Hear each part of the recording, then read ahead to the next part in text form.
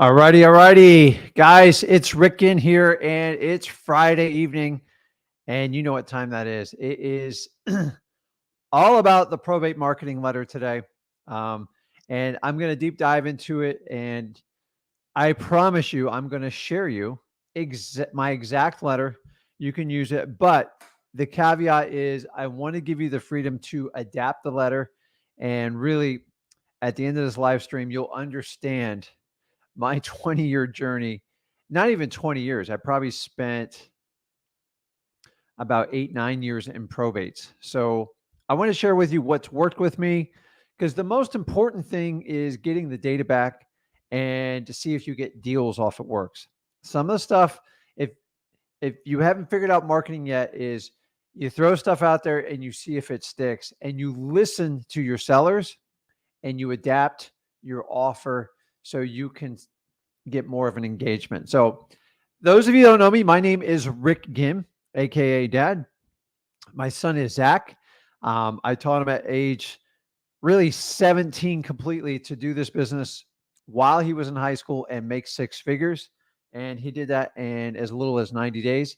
And we are here to, I'm going to let you on a terrible secret. I have nothing to sell you here. I have nothing to sell you. And why is that important to you? Because I can give you the absolute truth. I'm not going to spin it. I have a 7-figure business, wholesaling business. It's not only wholesaling. We do a lot of wholetailing. We do some retail. We do a little bit of fix and flips, but I love wholesaling. It's what got me to this journey. And if you even have the slightest interest in wholesaling, this is the channel for you. Because number one, everything we do here is free. My legacy is to create as many wholesalers and get them excited about this business and get them to their first 6 figures. And then we'll take it from there. And what better way to do it than working with myself, the old dad, and then working with my son, who is now 22 and loves this business.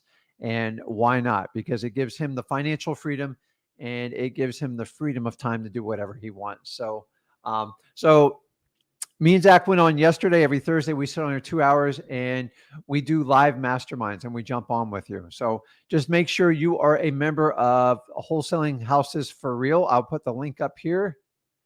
Let's see here. Oh boy, I'm running a little slow today. Well, first start off with this. If you are absolutely new to our channel, do me a favor. Make sure you hit that subscribe button. You hit that like button. That allows us to share this video with other people that are just getting tired of being pounded by fake offers and stuff that doesn't even really benefit them. Guys, most of the people that are teaching in this space started in 2013 and 14. I've been doing this 20 years, and I'm here to share my wisdom, my successes, and plenty of my failures. I got a lot of them. I'm not perfect, but I love this business. And if 20 years doesn't tell you I love this business enough, I got my son involved into it. My wife's involved into it. And we run a small lean operation and we are as free as can be. We make a ton of money in what we do. And this channel is actually a lot of fun. So if you are new to wholesaling, do me a favor, click that subscribe button, hit that like button. I'm not even going to put it on the screen. Actually, I just lied to you. Hit that subscribe button, smash that like button. And we can continue to grow this channel and share with like-minded people just like you. That is our fee. That is it. I will never ask you for a credit card. Any site I send you to, that is ours. Our free wholesaling course. Let me put this up here for you. If you go to freewholesaling.com, me and Zach have the only 100% free wholesaling course out there. I know that for a fact. I don't have any products to sell you. I just want to teach you how to get started in this business. And we want to grow this channel and find as many people as we can help. So that is on that. Eventually, one of you guys are going to ask me about my shirt, hopefully. Let me go over here in the comments. Those of you who don't know me too well, I've grown up a huge University of Miami fan my entire life. Now, don't get me wrong.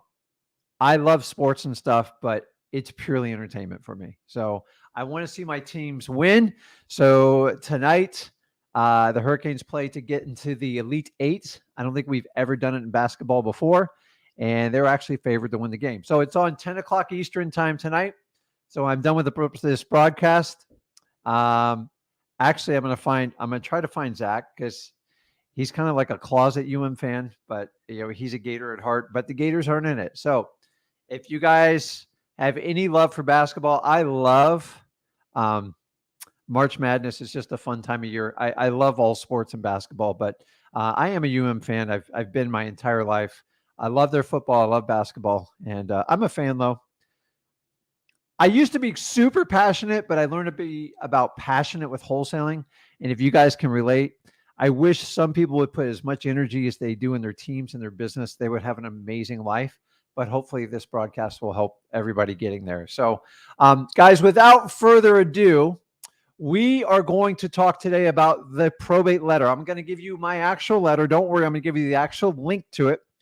And then I'm going to break down the 5 parts of what I've masterminded as the greatest probate letter for wholesalers.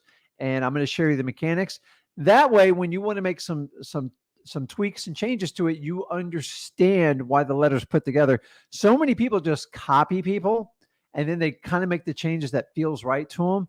And you can't do marketing that way, because you're not marketing to you. You're marketing to your prospective sellers. And there's one thing I've learned: probate is a completely different game than regular leads. And once you understand the mechanics and you can think of someone who's going through probate and you can feel the empathy, you can really help people out. And that's why I've become so good at probate, because I laser focused on the things, the needs of a seller in probate, and I catered all my marketing around to it. So I'm going to share the secrets with you today. It's going to be a lot of fun. Honestly, I haven't shared this letter. God, I've been like 6-7 years now. So I used to offer a course on it through Priority Probate, but I sold that. So I feel obligated to share this with you.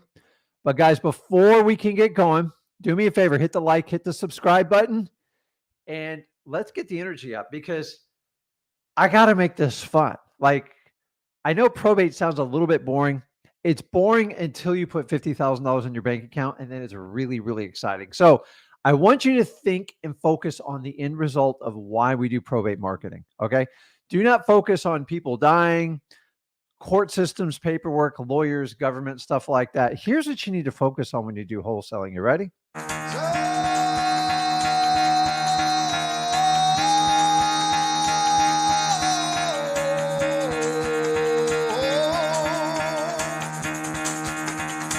Get the fuck out of bed, bitch. Go.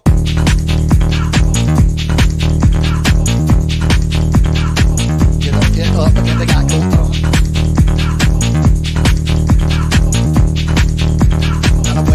Time to wake up, bitch. Get up. Get up. Get up.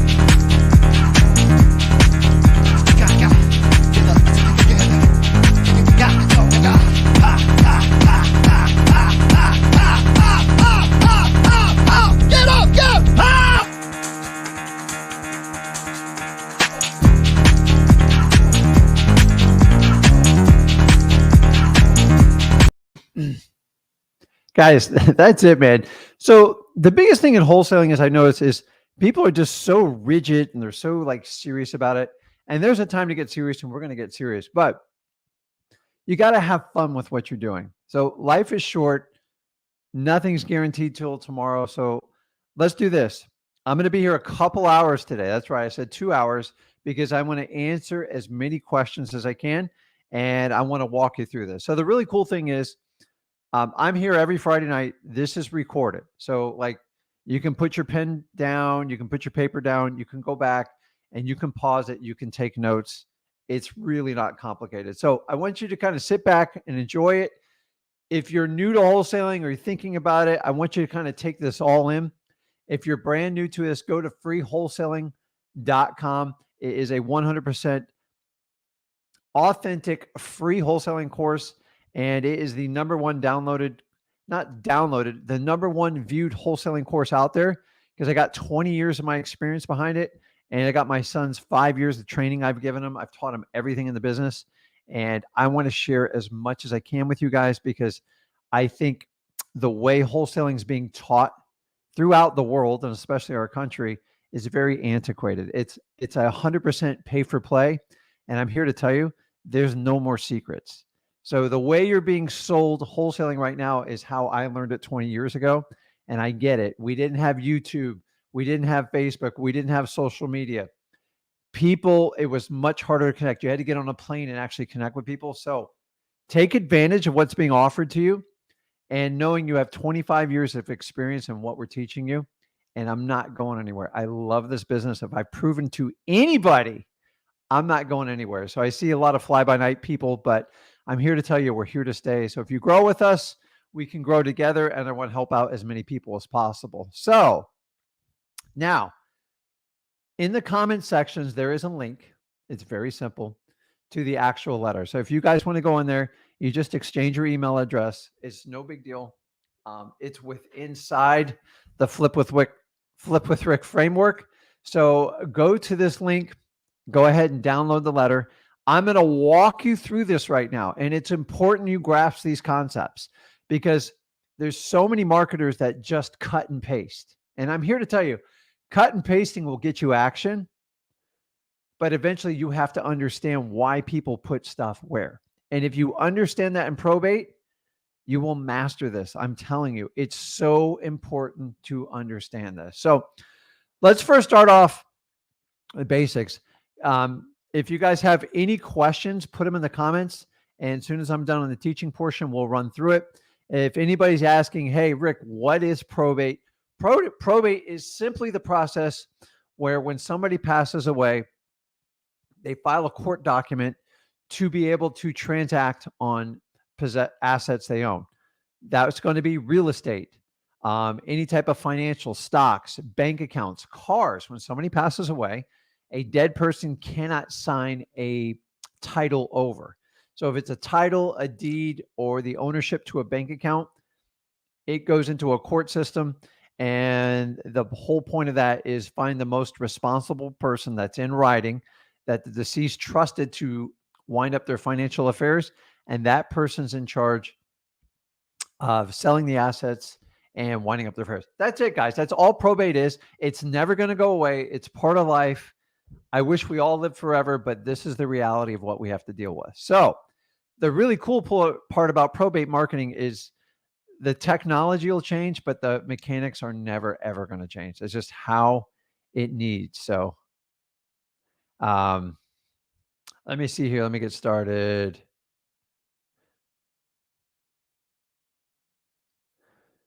Okay, so let's roll through it. I am going to roll through it. So put in your comments. I will try to answer first come, first serve, and I check them while I'm going through the live. So guys, do me a favor. Make sure you subscribe. You click that like button. Let me get this off of here because I don't like distractions while we're teaching. And let's jump into it. So we already know what probates are. So let's talk about how we need marketing. So I'm going to start with some of the basics, and I'm not going to assume anything. So I'm going to assume you've never, ever marketed somebody in probate, and I'm going to break it down to you like you're sitting in my studio, my office, and I'm going to show you exactly what we need to do. So number one, let's talk about the mechanics needed for putting this great letter together. So postcards don't work in probate marketing. I'm just here to tell you. If you want to use postcards as a catch-all at the end of your marketing, then do it. But I'm telling you, I've tested this extensively. Letters way outperform postcards. It just seems a little bit more personable, a little bit more formal, and people do not respond to postcards in probates for the most part. So tell me your thoughts on that. But I'm just telling you, I got almost 10 years of data on this. The letters are much more effective. So you want a white piece of paper, 8.5 by 11. The thicker, the higher quality paper count, it's kind of equivalent to like a thread count on your sheet. So the higher the number, the thicker the paper is, and it just feels better in the hand. If you guys see some of the recycled paper on like a low, like 20 count, when you hold it in your hand, it just bends over. It folds and it just feels cheap. So I'm telling you, people like the feel stuff. It's not even that much more expensive. Try to get like a 24 count or higher. It's a very minor difference, but it makes you stand out when they get multiple letters. So 8.5 by 11, white, 24 plus. It's not the thread count. I forget what they call it, but it's the thickness of the paper. The bigger the number, you don't want it so thick. It's like you don't want it like an index card. So you want something in between. It's that simple. Now, you need a printer. It doesn't matter what your printer is. You do not need a high tech. You can do a laser printer. You can do an inkjet printer. Guys, your printer is regardless. These printers are so cheap. They print out anything. We're not doing high volume, so you don't need like this big, massive machine. We're using black ink in the printer, so you don't need all those fancy colored cartridges. You just want to use black, okay? That simple. Guys, do not overcomplicate this. As far as software, just use Word. So you can use Publisher, but I like to use Word. It's just a lot more user-friendly, and my suggestion is to use Word. And I believe, I'll have to find out how I sent the document to you. Or see how Zach uploaded it. But using it in Word gives you the ability to adapt it and change it. And guys, the only other thing you'll need is a blue felt pen. And I'll get to the end of that and why we need to do that. So those are all the materials needed for this. Okay, it's really simple. So a computer helps, Word document, the white paper, thicker card stock, and don't worry about the printer. If your printer works and it's online, it will work for this purpose. You do not need fancy stuff. You should do all this in-house. You should never outsource this. Outsourcing probate letters won't get you anywhere because usually the minimum print a print house does, occasionally they'll do 250, but most of them are around 500 prints. So you're never going to have 500 probates in one setting. It's okay sending out 3 or 4 probates because we do it twice a week. And honestly, I'd have to wait months to try to accrue 500 probates, and by then it's too late. So speed kills in probate. I know it's a terrible analogy, but it's the absolute truth. So it's really important you get the letters out. That's why I want you to print them at home, in your office, whatever it is. And guys, the most a printer is going to cost you, I saw one the other day for like $69. So it's the only thing inflation really hasn't hit. I'm sure it's going to hit the cartridges. So that's the basics. I have to say it because a lot of people like asking me a million questions on it. So next, what is the purpose of a probate letter? This right here, if you can grasp this concept, you will do very well in probates. If you do not grasp this concept, you are going to struggle with probates, okay? We're talking about a letter. The purpose of a probate letter is to engage your prospect and have them contact you. That's it, okay? So if I'm doing a basketball game or a football game, you have to break down what the goal of the team is, okay? My goal is to put out some sort of solicitation and have them call me.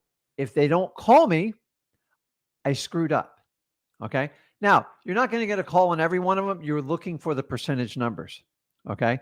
So if you repeat and understand the purpose of a probate letter is to engage your prospect, to have them reach out and call you. That's it. That's all you focus on. Everything else is all a distraction. And if you can remember the purpose of a probate letter, you'll have better odds at writing it. So many people pop off on a probate letter and they just go on and on and on, and they have no purpose. Okay. So let me put it up here. The purpose of a probate letter is to engage the prospect to call you. That's it, guys. If you get this part, you should probably get a participation award in probates, because whenever I'm trying to help somebody and like they want to put a probate letter together, I ask them, what is the purpose? And they always go, I guess I want them to call me. Really? Then that's the kind of response you're going to get. You have to get them engaged. And the key here is understanding, how do I get them to engage? And then this is where the curiosity part of me took over. And this is why I hands down dominate probates. Like, I can pick any market. I do very, very well in it. Okay. I figured out the engage on how to do it. Yes, we all know they want to call. How are you going to engage a prospect? You're just going to write this long sales format. You're going to make it super short. You're going to lie to them. You're going to be honest with them. This is the part that I spent years experimenting on. Okay, so let's roll through it. So now you know the goal of the prospect letter is to have your prospect engage you. So the real question is, how the heck do we do that? Guys, I'm going to make this so simple. I'm going to explain it at like a third grade level because I find people complicate the heck out of this stuff. And I want to make this super simple. So, and then we're going to get back to having a lot of fun with this. So, how do we do this? Really easy. Okay. Simple explanation with a call to action. Okay. So, when you're writing your letter, pretend I didn't give you a letter at all. Okay. You have to simplify your explanation, basically what you're doing or offering, and you have to have a call to action. So, what is a call to action? A call to action is exactly what it says. I'm instructing you to do this, to take action. If they do that, the prospect now switches to a lead. Okay. So, if the whole goal of writing a probate letter is to get the prospect to engage us by calling us, then if we simply explain what we're doing, and like a lot of people like are all over the board on this, and they call you, you have accomplished your task. Okay. So now we know the purpose of the letter. We know how to do it. Now we need to go in the details of how we're going to accomplish this. I mean, you guys tell me. I'm looking over the comments now, and you can put in your questions. I'm going to go through all the parts of the letter. It's really important you understand everything that I'm putting here to get the customer to engage me. Okay. Well, okay. We're caught up on that. So let's get into, so here's the biggest question. You ready for this? You want to know what the biggest question I get on probate letters? Hands down. And honestly, it's probably the most valid question you can ask. You ready? Hey, Rick, do we address the death up front or anywhere in our probate letter? And I'm here to tell you, I have played around with this till the end of time. Okay. I have tried over the last 8-9 years. I have tried every way. And here's what I've learned. There's no wrong way to do this. The problem with it is some people are going to react differently no matter what you do. Meaning, if I don't address the death at all, some people actually get offended by this. Then when I've addressed the death, then they really get offended. And I have a third approach. So number one is you just avoid, you don't even talk about the death. How do I do that? Is, hey, listen, I noticed your property on 123 USA Street, and it looks like a great property. We're looking to buy in that area. Please let me know if you're interested in selling. Okay. I've done that before. It works. Some people are fine with it. They feel more comfortable with it. And some people are like, he doesn't even know what's going on with the property. He's probably not going to be the right buyer for it. Okay. Now, you can explain probate without confronting the death. The other one's where you deal with it head on. And this makes most people very uncomfortable, including you. I find it makes you, the wholesaler, more uncomfortable than the actual seller, which is going to be the personal representative. So the other one is where you just basically up front offer your condolences. Hey, listen, I'm so sorry to hear about your loss. I know from personal experience, these are challenging times, and my heart goes out to you and your family. So I've done it both ways. I'm here to tell you, don't lose sleep over this because it doesn't matter. It's like 50-50. Now, I'm going to give you the third option, which I've actually had some real success with doing it. And it's basically what we call a, I'm trying to use the right words with this, is we use this as a soft explanation. So it's kind of the in-between. So it's effective. It works. So a soft one's going to go like this. Listen, I know selling this property at this time is probably not your family's biggest priority, but in the event that you and the heirs decide to sell this, please reach out to me. I would love to discuss with you further. So you're acknowledging it's a tough time and you want to give them their space, but you didn't acknowledge the death. And honestly, it's a really good compromise. It works really well. So either three will work. You just got to pick one. What I suggest is you kind of mix it up. So guys, when I give you the letter, I want you can use it raw at first, but you're going to have to change it up because if I have multiple, there's a lot of you out there. Okay. We've got over like 90,000 contacts, like minimum alone in our social media and emails much further than that is eventually, if a letter is very effective, everybody uses it. I've been duped to death, guys. Okay. I've been stolen, copied. Honestly, at this point, I just look at it as a flattery because here's the key. Without me, you don't really have a product. Okay. So if you understand how the author wrote it and you understand his or her data and results, it works really well. So you decide if you want to address the death up front, you avoid it completely, or kind of do the soft approach, which I gave you. Go back and rewind. It's at 25 minutes and 42 seconds. 25 minutes, I explained the soft approach. So that is the number one question I get on it. And you have to make a decision up front when you do it. So let's get into this. So to build an effective probate letter, it's 5 parts. It's 5 parts. I've studied this to death. If you skip a part, you will suffer in your callback results.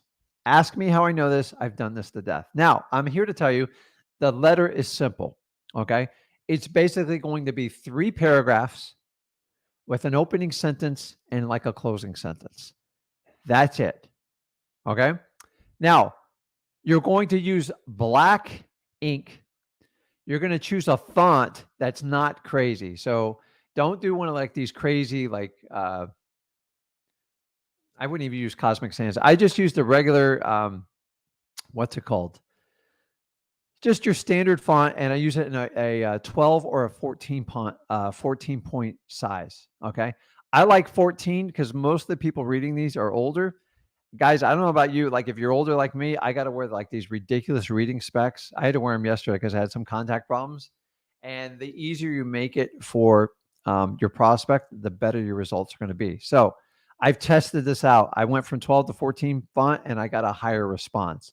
But I had to shrink my letter down because I couldn't fit everything in there. So I want you to understand why I'm using a larger font. It's just because you make it easier. Your average PR is usually going to be over the age of 50. So understand catering to them and making their life easier. When they get all these other offers and they got to pull out like their specs and they can't read them, and like some of them are like personal cursive handwriting, that stuff doesn't work on these letters. Okay. I feel like I'm like giving away the world here, but guys, I do everything for free anyway. So I love doing this stuff. So 5 parts. It's not complicated. Let's run through it. Okay. Number 1, opening and intro. We've already talked about this.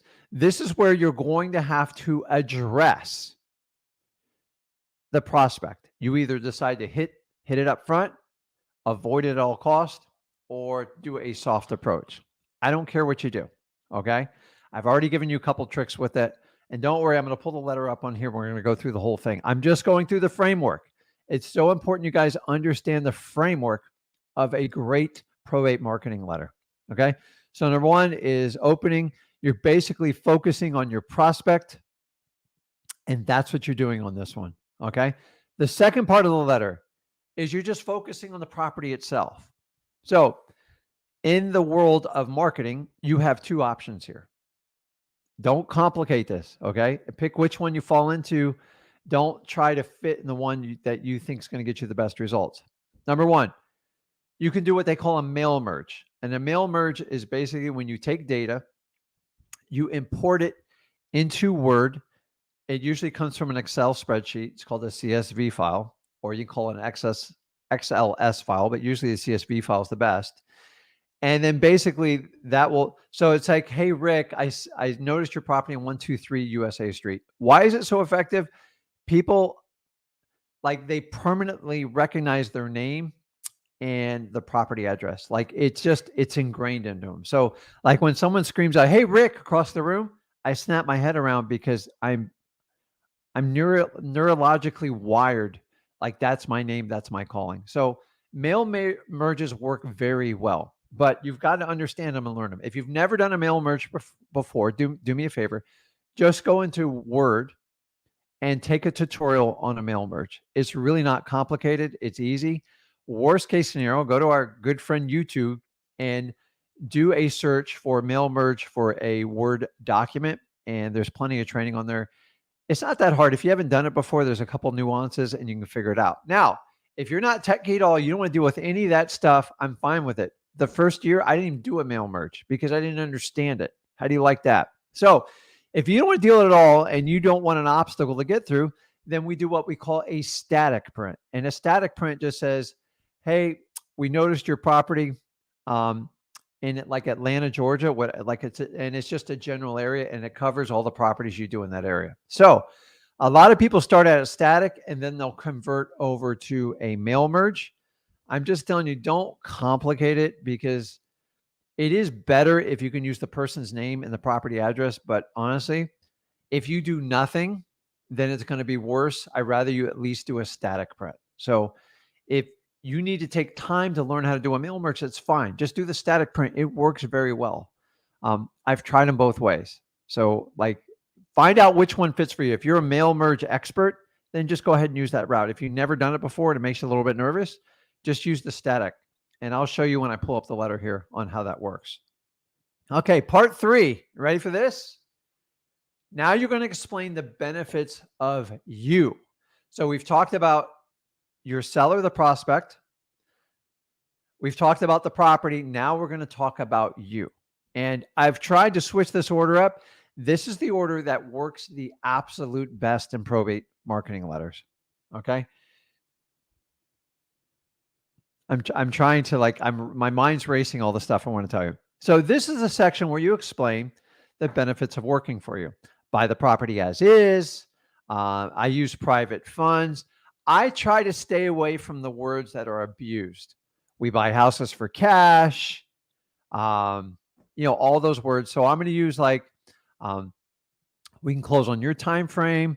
We buy the property as is. And since we use private funds, we don't have to worry about that. Closing costs, quick close, all this stuff fits right in this section. You guys have already done this before. I'll show you my letter. It's really easy. This is where you explain it. Now, here's where most wholesalers and most investors make a huge mistake on this. You ready for this? They over-explain.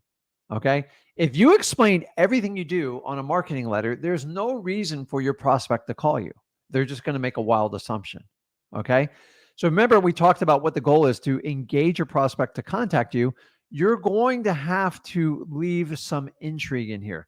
So I know all your other letters and your postcards, you go through 1 million things that you do. I want you to narrow it down to 3 or 4. Just what's most important. I think the as is crucial. The private funds is crucial. And then pick 1 or 2 more other items. Do not do 9 or 10. It's just overkill. And you sound like a repetitive business when you start doing it. So once you explain your benefits to you, we are going to roll into what we call the hook. And it has to tie in to the benefits that you offer. Okay. So we'll call this 3A and then we'll call number 4 3B, but it's really number 4. So this is it. This is the hook. This is the part where I talked about how I learned how to engage prospects in probate marketing. Okay. So how do you get them to engage? You have to have a hook. You guys, anybody know what a hook is? Go ahead and put in the comments. Tell me what you think what a hook is and tell me what you would, don't look at the letter and cheat, but tell me what you would use as a hook in a probate marketing letter. If you and me are sitting here just brainstorming, what is your hook? Like, what is the reason someone's going to call you? And understand this. Here's how you think. Okay. This is how I think. And this is why I do so on it. I took like 50 probate letters. I collect. How do I get 50 probate letters? Number 1, you can go online and search them all. Number 2, when you talk to your prospects and you go out and do meetings, ask them for all the marketing material because they usually have it sitting in like a grocery bag because they get annoyed but intrigued with it. And once you lay it out, you'll have a clear vision of what's going on. You have to stand above everybody else's letter. Okay. So here's a couple keys of all the 50 letters when I laid them out. Number 1, The flashy stuff annoyed the heck out of people. Why? Because I asked them. Number two, sometimes they felt like it was a book. I don't want to read. Like, I don't want to. Most people will tell you they don't want to spend more than 20 seconds reading a letter. That's why we want to keep it short and easy. So Todd just like nailed it, like right there. Quick and easy process. It's so correct. Hey, Jason says it. How can I help you sell quickly? There's a good one. Instead of working with a realtor, ease of transaction. We will help you through the whole process. Guys, this is the stuff that I'm talking about. So I went on this wild journey to like find out the best way to get all this done. And so I came up with a hook. And the hook, to be honest with you, it took me a while to kind of figure it out. And so what I did is I spent a ton of time with probate attorneys. I spent time with a probate judge. That's right. I sat down and sat in a judge's quarters and went over and asked them all about the probates. And I found out a lot of stuff. So most lawyers are not going to tell you the entire probate process because their whole job is to hold everything back to you so they can charge you an hourly rate. Let's just be honest. So here's the key hook. This is lesson number 2 in probate letter marketing. If you understand that a property can be sold prior to the probate being completed, that's my hook. Now, is it 100% true in all 50 states? I don't know because I haven't tested all 50 states. I know for about 39 states, it's 100% true. So let me explain this process to you. If a property, when a property goes into probate, 95% of the PRs, which is a personal representative, which is the responsible party appointed by the person who's deceased to take care of their financial affairs, is they don't understand that you can actually sell the probate before the probate process is completed. End of story. If you understand that, you can create a hook around it. And that's what I did. I searched and searched, like, what is the one thing that realtors don't explain, wholesalers don't explain, and other would-be investors explain? And they don't explain it. So I need to have something that's so different from all those 50 letters, they're going to call me and ask me about it. And here's the key, guys. The hook says, did you know you could sell your property before probate is completed? Give me a call, and I'm happy to share the details with you. Guys, that's it. It's a hook. That you have to give them a reason to call you. If you just sit here and tell them everything you do and you don't have a hook in your letter, you're going to get killed on probates. You have to have a difference maker. And honestly, here's how I look at it. If I get a phone call on a probate, I win. Why? Because I've engaged the prospect and I have the opportunity to win them over. If they don't call me, I have zero, ready for this, is 0% chance of closing that deal. So I've seen people go over the edge where you make like a fake offer or something like crazy. We don't want to do anything unethical. We do it with integrity and morals. So you got to have a hook. And so people, they don't understand this part of it, and it's critical.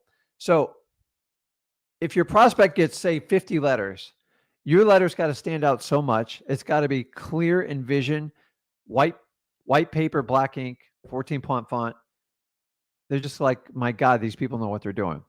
So the hook, guys, the hook is everything. And listen, maybe you find another hook I haven't found, but I found my hook. You can 100% sell a property before the probate is completed. Now, ask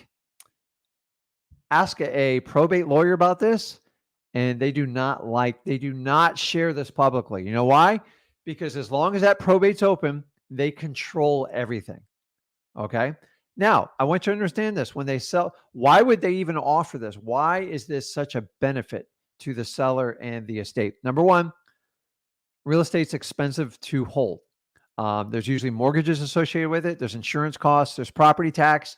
There's maintenance. You got to cut the lawn. You got to shovel the snow.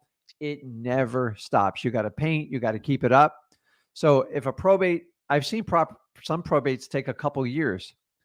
If I had to maintain that property for 2 years, it would eat into the estate probably 10 to 15% of the value of it.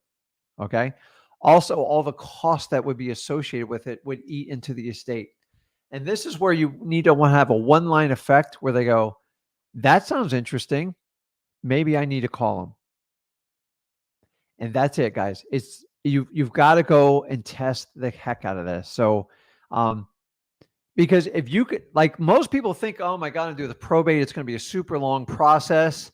And say they get 5 letters and we're the only one that says, listen, I can show you how to sell this thing quickly. Okay. So we all know it's a huge benefit for them to sell quickly, but most lawyers are instructing them you can't sell it quickly. It is 100% a lie. I'm telling you right now, I've closed probate deals in as little as 30 and 40 days. Why?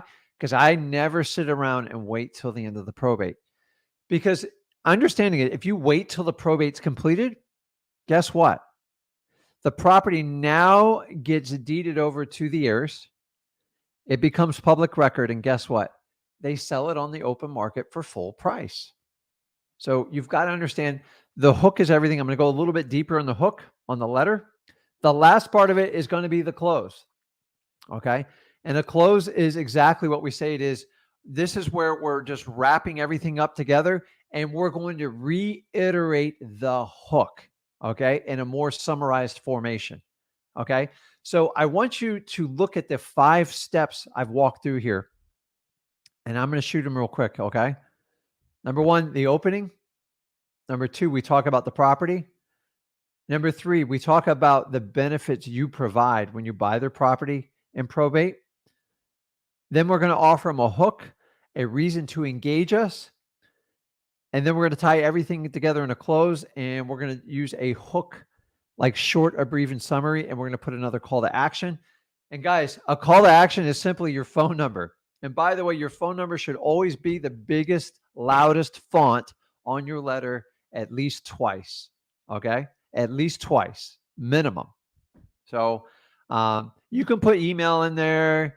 I find the website's not overly helpful. If you wanted to do a website, here's what I would recommend. I would do like a YouTube channel and just do like a 5 or 10 minute YouTube and explain how you can help people out in probates. And they're quite effective. I've never really done that, but I've seen people do that in markets and they do really, really well. Because when they do a Google search, say, sell my probate house in Atlanta, video dominates in SEO searches. You could get some serious traction doing that. And here's a really cool part. It doesn't cost you a dime. So if instead of doing a website, I would do like a YouTube channel and I just put on and document some your probate deals you do, meaning people you've helped out, and then just explain the process and how it works. So at the end, we are going to use a God bless because it works. Why? I've tested this data. I've tested out over 20 years. I don't even say God bless you. I just say God bless because who's going to get offended with this? I cannot find a religion or a person that's going to get upset with that. I'm sure there's somebody out there. Maybe there's somebody on this video watching right now, but I'm just telling you, you can't hurt people's feelings by saying God bless. It just, there's no hidden agenda. I really meant, just God bless, you can put a God bless you. I just do better with just God bless. Okay. And then we're going to sign our name underneath of it. Okay. And here's the key. Boy, this one was magical. And I figured this out. And it really had a difference in me connecting the rapport, is you want to sign it in blue ink, preferably a blue felt pen. Don't ask me why, but it pops on a white letter. It stands out and they know you took the time to sign it. And you're like, oh, Rick, I don't have time to sign 50 letters. It takes like a few minutes. Okay. It shows you're authentic and you're not a machine. I'm telling you, it works wonderfully. So take your time, squiggle your line on there. They love it because I've had prospects tell me, hey, listen, at least you took the time and signed your letter. Nobody else signs their letter. So understanding you're typically going to deal with older people, shoot, maybe even my age, you never know. And they just appreciate the finer respect things. And remember, this isn't about you. It's not about me. It's about our prospect. And the sooner you can understand that, the more effective you're going to be when it comes to probate marketing. Now, guys, keep in mind, all these steps I just showed you, if you want to move this over to what we call warm calling, which is AKA cold calling, you should employ these same tactics. Okay. You're going to have to be a little bit more organized and on the fly about it, but you should always have a hook for probate. You know why?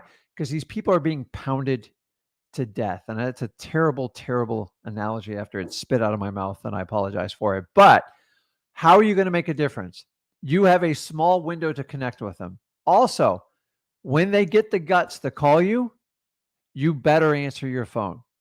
Okay. This is not one, you guys using Pat Live and all this stuff, you're missing the boat, man. It's the reason why my margins are double what most wholesalers are, is you have to have buy-in. If you want to make a $50,000 or $100,000 deal on a probate, answer your phone.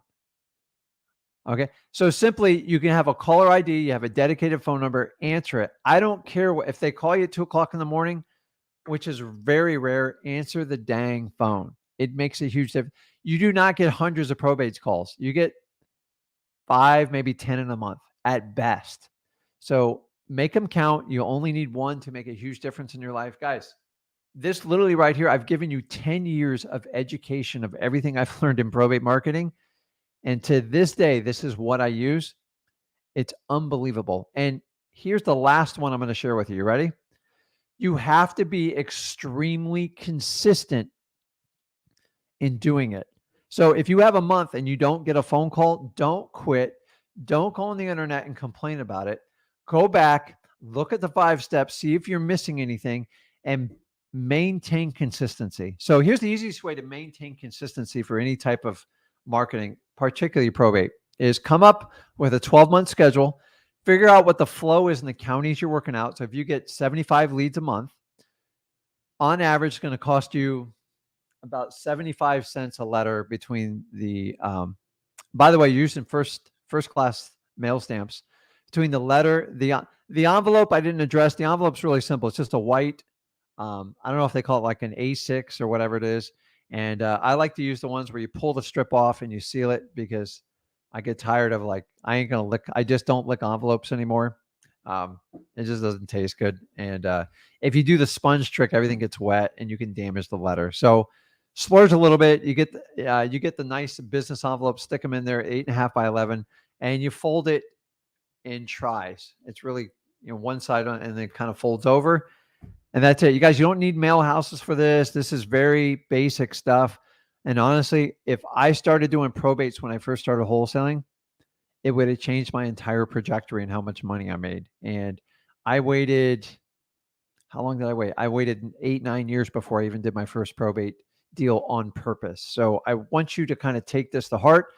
So if it's going to cost you, say it cost you $1, which would be really high, and you do 75 a month, 75, that's just under $1,000.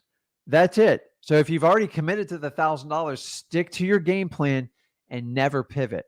And you only pivot to maybe adjust your letter a little bit and mix it up. And after you do a lot of probate marketing, after a while, you have to change your letters up, guys, because people will copy you. They see you're being successful. They're going to copy you. There's no way around it. So let's do this. I'm going to do a screen share here, and I'm going to pull up the letter I provided for you guys, and then I'll make sure you guys can share it. So I'm not a technical wizard. I promise you, if you can't get on the stream, I will make sure you guys, I will post it on our YouTube channel, and I'll post it on the Wholesaling Houses for Real. So let me pull this up. So here's the letter. So obviously you got to change the date, guys. Okay. You want the date as fresh as possible. If you want to do a mail merge, this is where you say, hello, Rick, or you can just do Rick. It doesn't matter. Okay. And then when I talked about the difference between a static print and a mail merge, if you did a static, so like I'm on the Treasure Coast. So if you're considering selling your Treasure Coast property, I'm very interested. I have private funds, yada, yada, yada. It's all in there. So if not, you would do a mail merge and you put in the property address. That's the only difference between a static and a mail merge. So like, here's the hook I did on this. And by the way, I have 15 different letters I use very effectively, and I rotate them. And I want you guys to understand this. I need you to put your own spin on this letter with the 5 fundamental aspects of creating a incredible probate marketing letter. So on this one, if you decide to sell the property, there's no reason to go through the entire court probate process, run up extra money in attorney fees, and pay the real estate commission. So this is where I tied it into the benefits. If you wish to discuss further, I can be reached at. I will personally take your call. Love that stuff. When you put any type of personal, and while we're on it, guys, do you notice how I've used my name down here? Guys, I own 5 different companies. I've tried this. The companies just get watered down. People want to actually connect with a person. I've tried split testing. I've tried straight up. Use your name or whoever your acquisitions person is a game changer. I'm just telling you, if you put on, distressed house buyers, they don't like it. They do not like it at all. And it's really important that you make it personal. But anyways, let me figure out how to get back over here. Stop screen share. So to share this letter, if you guys want to get, if you go to the top of the comments, I put an anchor link up there. And that is how you can get access to the letter. So I'm going to leave this up for a little bit. And now we get into the really fun part, which is the Q&A. So guys, don't worry. I'm here for like another hour. We got plenty of time. Anything you want to talk about probate marketing, I would love to answer it. I'm telling you right now, you have the absolute best person when it comes to probate marketing for real estate investing, and I'm live. And if you want to take advantage of it,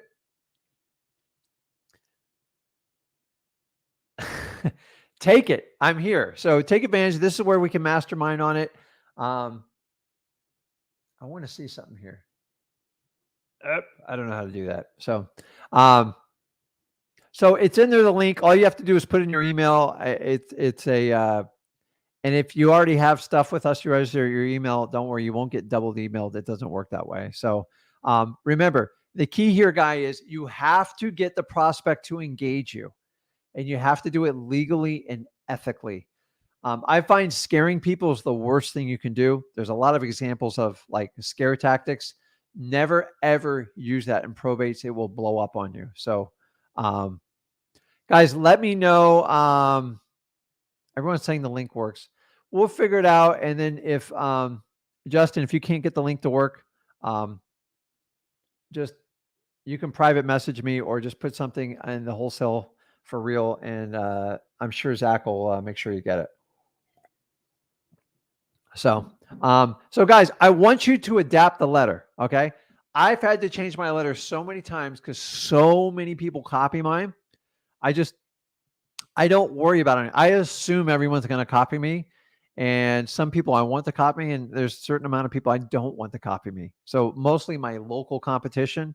So I know a lot of my local competitors are watching this. How you doing, guys? Not a problem. I don't really look at competition. I don't care. You guys all talk about saturation. I'm so above saturation. I don't even worry about it anymore. So, okay.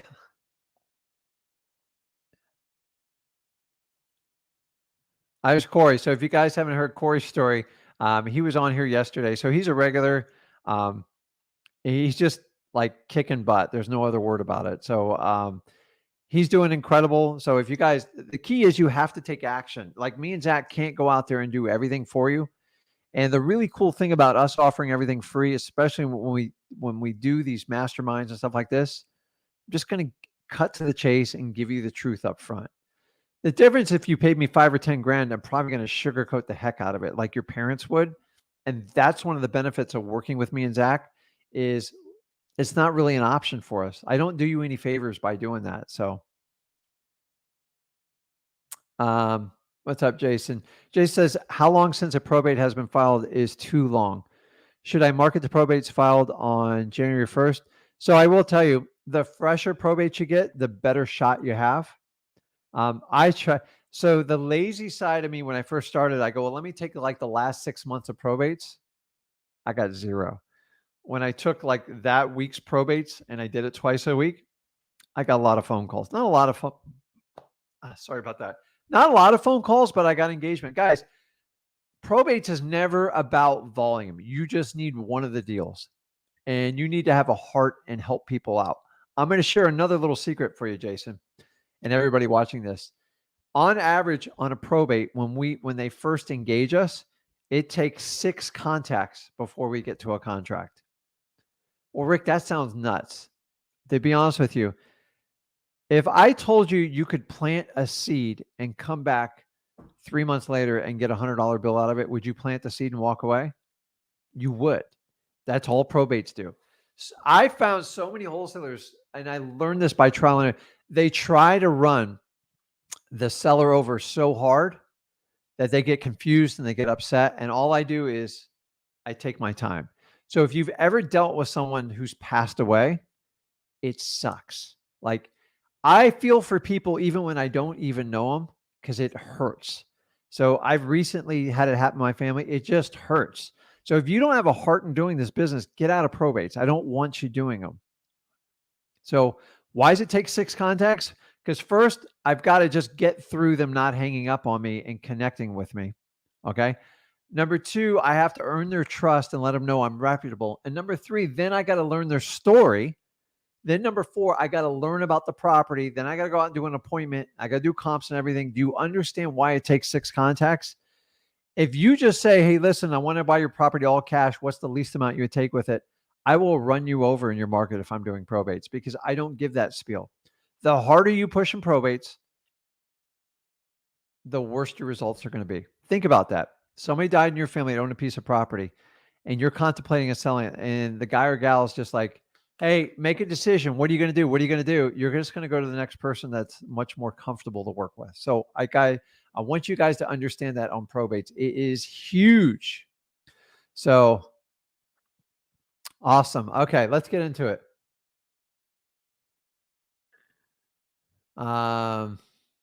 Okay, so guys, use the chat.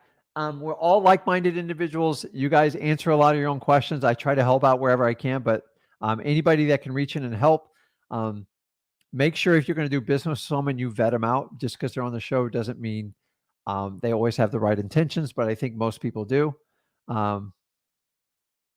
Somebody asked, Rick, what do you think about the Columbus, Ohio market? I can tell you, it's got to be good because I see a lot of people working in that market. So a lot of like lower price houses, you guys have a lot of multis there, which is basically short for multifamilies. It works really, really, really well. What's up, Michelle? How you doing? See, so she's got the right. So if you look at Michelle's, I guess, avatar, it says a grateful heart is a magnet for a miracle. That's the person I want doing probates. That's the probate letter I want in their hands because we are so like sometimes cutthroat as wholesalers that sometimes people don't understand wholesaling, especially in real estate. The real estate is just a symptom of what the human stuff we have to deal with. We have to deal with death, divorce, loss of job, upsizing, downsizing. And, real estate's quantitative. I can put a number on it, but if I can help solve someone's problem, I can really help them out. And that's how I look at it. I fully in my heart believe that I am helping everybody I come in contact with. Do I make a lot of money doing it? Yes. But most people are hugging and they're so happy with my team service and everything we do. It never stops. I miss the days. I'm telling you right now, this is how much I love wholesaling. I used to love the days when I went out in the field. I helped, like I got in the hunt. I found the people's problem. I found out what I could do with the property, what I could sell it for. And then we negotiated. And at the end, they would hug me and say, that was the most amazing transaction I've ever had. That's what I teach, guys. That's what I want. I want to get away from all wholesalers throwing everything under contract. It doesn't work. You got to have the uncomfortable conversations up front, and you got to get that initial no out of the way. If you don't have an uncomfortable conversation and you don't get a no, it means you're going to have massive problems when you go to sell the property. Ask me how I know this. Okay. I did it all backwards when I first did it. And a lot of you guys sometimes are doing it backwards and you're here to kind of get the help. We talked yesterday about being honest and upfront with people. It's just easier. There is no shortcuts in wholesaling. If somebody takes a shortcut, it's going down a dead end road and it will end their business. I promise you. So Connor asked, what states does a pre-probate sale work in? So pre-probates is just a fancy way. Let me pull it up here. Pre-probates, if you guys go to listrei.com, that's the service. That's what we use in our company. Okay.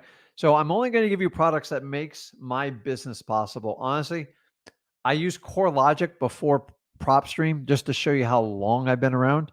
And that was all the way back in 2003. And I paid a fortune for these leads.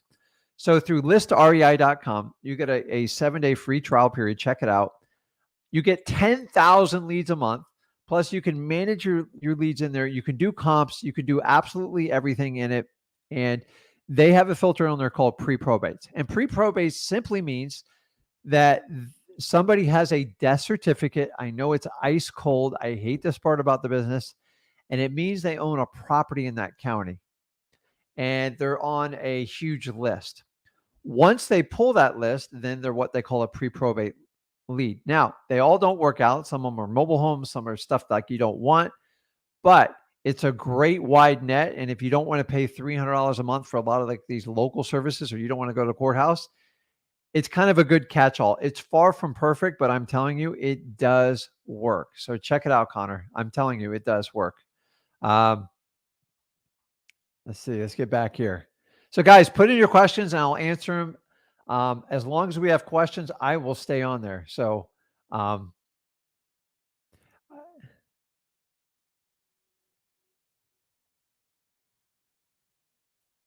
so here's an interesting one. So Simon says, I've been in this business for a long time and it is really hard or impossible to earn money from wholesaling. Someone said, just get out. Like, honestly, if that's your attitude, this is probably not the channel for you. I took my son at age 17, he earned 100 grand in 90 days. So it's not impossible. That's 100. So impossible, guys, we're so used to putting barriers in our own mind. I'm here to tell you, I showed you like Corey on there. Anybody chime in there and tell Simon's, my question to you, Simon, is like, how did you learn the business? And if you've been in it for a long time and you're not making any money, you're doing something massively wrong. I'm just here to tell you the truth. I want to help you out. So here's what I suggest. Go to freewholesaling.com and you're going to have to retrain your brain on how you do wholesaling, because if you're not making money in this market, you are massively doing something wrong. And I'm not here to call you out on it. And I appreciate you making the comment, but most people that struggle with wholesaling are usually struggling in the beginning. The fact you're saying you've been doing this for a long time, I don't know what a long time is. I've been doing this 20 years. I've never had a bad year. So like, I'm not sure what market you're in, what you're doing, unless you're like trying to wholesale in like Manhattan or maybe LA or something like that. And I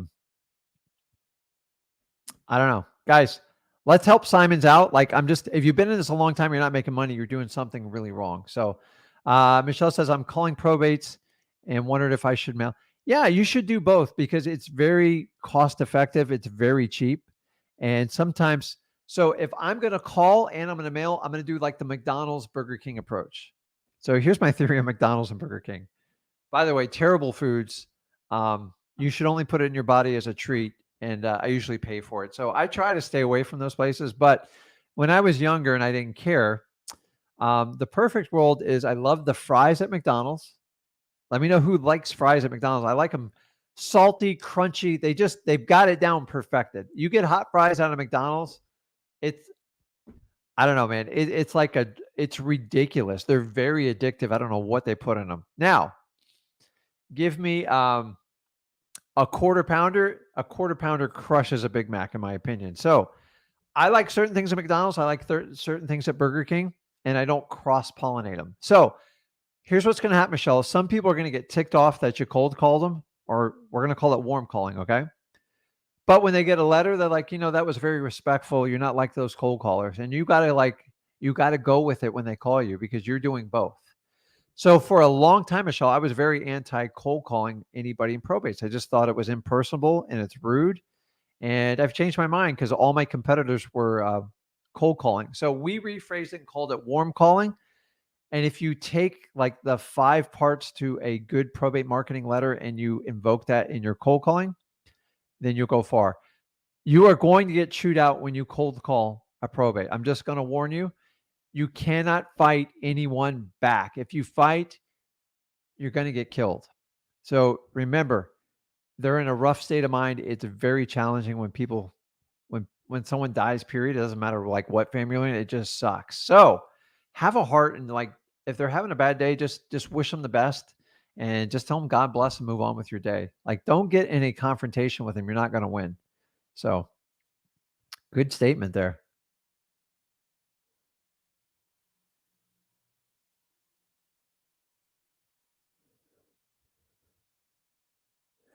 So we have Simon's here again. So this is the person that says they're not making it wholesaling. And it says, when I call the homeowner and do the wholesaling process, it seems so unethical.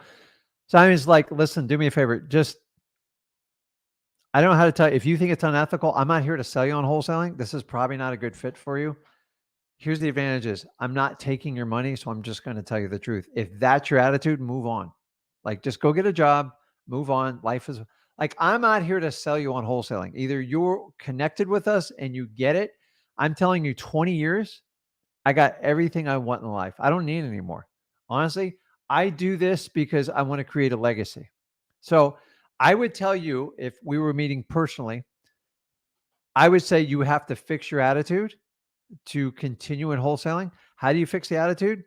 Number one, go to like a Tony Robbins event and just see what you are so limited in how you're thinking. And I'm not thinking negatively. I don't know how old you are. I don't know where you're from, but I'm just telling you, what is unethical about wholesaling? I don't understand. So in that theory, then every time a realtor signed a listing, that would be unethical because they're collecting a commission. I've seen commissions as high as $300,000. That seems a little unethical. Like, where do you stop with it? So, Simons, if you don't believe it, just get out. Like, it's no big deal. Like, I don't care. Do you think working for someone 9 to 5 is ethical? I don't. I think it's torture. I think a lot of people take a salary in exchange to give up on their own dreams. And to me, that's unacceptable. It's unethical. And I would never want that for anyone. Now, we're in a free world. You get to do what you want. If you want help, I can do it. If you're going to sit here and complain on here, don't comment, because everybody on these chats, they're all trying to make it and do better with it. But like, if you think it's unethical, there's nothing anybody can say in this chat to fix that for you. So, awesome. Said just mailed the first letter. So you have to be extremely consistent in this. People like, Rick, how do you do so well in probates? Here's the secret. Most people start probate marketing, they get really excited. They send out their first batch of letters, maybe 10 to 20, maybe even 30. And they go, man, the phone didn't ring. It doesn't work. It's a scam. I'm going to move on. I'm going to try this. And then I'm going to try this. Guys, I've been in this business 20 years. I'm here to tell you, there's never one perfect month where you put in everything, all your chips in, and makes it works. If you do it consistently 12 months, amazing things happens in your wholesaling business. Okay. I'm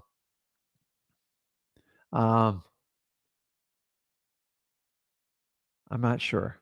I don't know the answer. Like, so Todd says full name on the signature. It's up to you. I like to, yeah, I think it's good. And, I have horrible handwriting, but like, my signature when I put it on there. And even when I have my staff doing everything, I'll let you know a little secret. I don't sign them all, but like, who's ever on the letter, I like them to sign it. And they kind of get like their, so the first letter of like your first name and your last name is probably the most important, because they're going to be able to read. So I'm going to have scribbly, Rick Ginn, and then under it, you'll see it clearly printed. So you can kind of treat it like an autograph. That the blue felt pen, it like bleeds through and people know you signed it for real, as opposed to a computer doing it. So, but you can test it out either way. I'd be okay doing my first name, but if you're kind of doing a formal letter, you might as well do your full name. So here's now we're getting into like really quality questions. So Ben asked, how many times should I send the letter to the same person if I don't hear from them? Do you have a mailing guide or a method? And I'm here to tell you guys, people complicate this part so bad. So in my opinion, I'm not going to send more than 3 letters to one individual, because Here's what I figured out in probate. Either they get it or they don't. And I don't want to waste time and money doing it. So first letter is going to go out as soon as I get a notification of the probate. The second letter is 30 days. And then the last letter is 30 days from that second letter. Okay. So it's a 90-day marketing window. Now, after 90 days, am I done with them? Absolutely not. But if they haven't engaged me, then I'm going to put them in my regular direct mail follow-up and just put them in a general We Buy Houses print, because I don't like to complicate. You can mail to them 15 times. It doesn't matter. I like people who make quicker decisions in probate.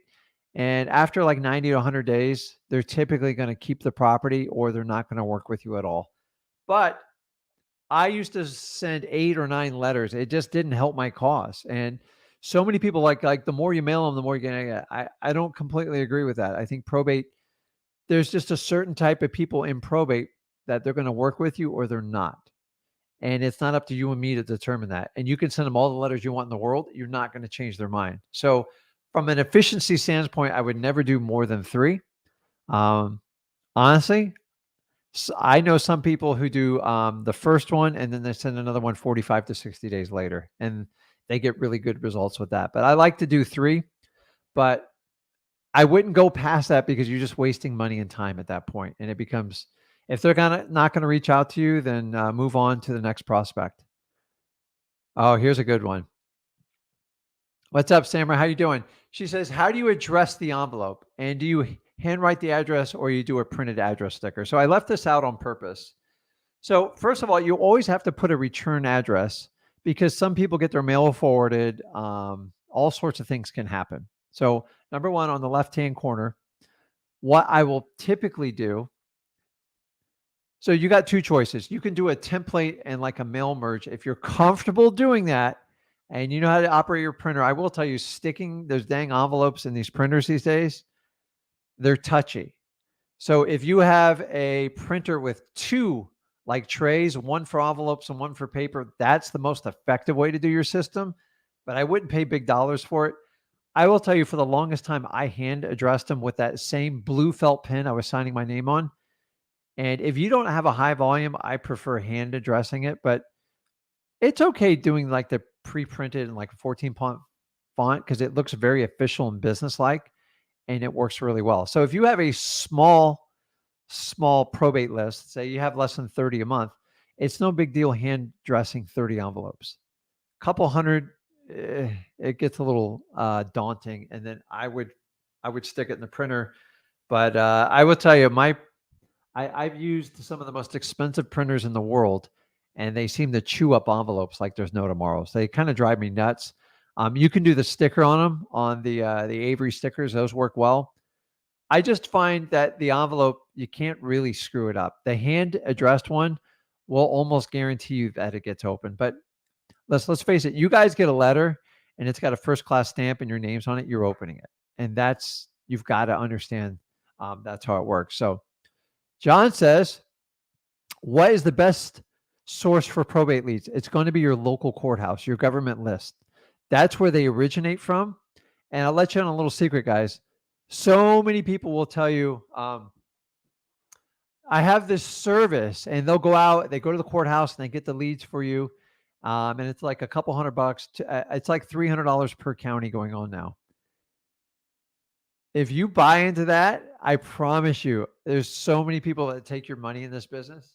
You have no way to verify that they're actually doing this stuff, if they're pulling them for you. In my opinion, you're better off paying someone to go to the courthouse once a week and pull the leads for you. Now, if you can pull them online, great. I will tell you, the challenge with the probate leads is every county is different. So there's over 3,500 counties in the United States. How they all operate differently. I have 3 counties right next to each other, and I feel like I leave the country every time I visit each county. They all have a different process. It's generally the same, but they have a different system in how they collect the data for probates. Here's the secret to this, John. If you can get them from your courthouse, that's where they all originate. Any other service is either doing some sort of data extraction to get it. The question is, how long does it take them to get them? I find that paid for services were literally a waste of my time. I never got anything from them. The minute I went to the courthouse, I did really, really well. So the question is how often you go to the courthouse depends on how many leads you get. Depends if you're working or not, what's going on. You got to make a lot of those decisions. So it's if a probate comes out Monday and you get that letter in the mail Monday night or Tuesday, you have a much greater shot than if you wait till like a week later. Timing is everything in probates. You've got to try to beat everybody else and get that phone call. Once you engage them, it's up to your skills. And hopefully you've had the training to do the qualifications and everything like that. But guys, I'm telling you, probates by far the most profitable deals you'll ever do in wholesaling. You don't even have to trust me on this. Just ask around. They're typically rundown houses that are vacant, where somebody got the house that they don't necessarily want. They much rather have some quick cash. And that's why probates work out so well. So check that out. There's, as I said, you've got to find out what works best for you. A lot of it has to do with your county you're in, how much time you have. Yeah, I used to get in the car, go down to the courthouse and pull the leads. Now, I will tell you this. I don't know if I should even share this. Back in the day, I used to partner up with lawyers to get that information because most courthouses are getting restrictive on how you can get the information because they want to protect everyone's privacy. I get it. But sometimes if you have someone that's a lawyer, you can partner up with them.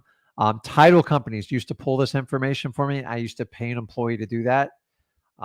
That went away over time. You just got to find a way to get the data. The quicker you can get the data, the better off you'll do in your probates, hands down. If I thought I could mail probates out like once every 3 months, I would love to do that. It just doesn't work. So good question, John. I appreciate it.